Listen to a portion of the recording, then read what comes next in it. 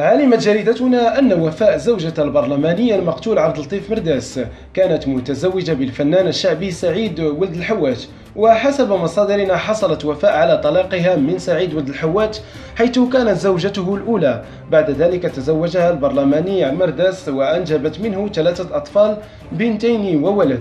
وقالت مصادرنا أن البرلماني عبد اللطيف مرداس سجل جميع أملاكه قبل وفاته بمدة باسم زوجته وفاء. تصدر الإشارة أنه جرى اليوم الجمعة استدعاء زوجة البرلماني المقتول من طرف الشرطة القضائية من جديد لتعميق البحث وفك خيوط هذه الجريمة. وكان النائب البرلماني عن حزب الاتحاد الدستوري قد قتل بطريقة بشعة بمحاذاة منزله بحي كاليفورنيا عقب تلقيه ل3 رصاصات من قبل مجهولين. وسنوفيكم بأحدث التفاصيل فور توصلنا بالمعطيات في هذه القضية. وشكرا على حسن متابعتكم لقناة لزاوي تيفي.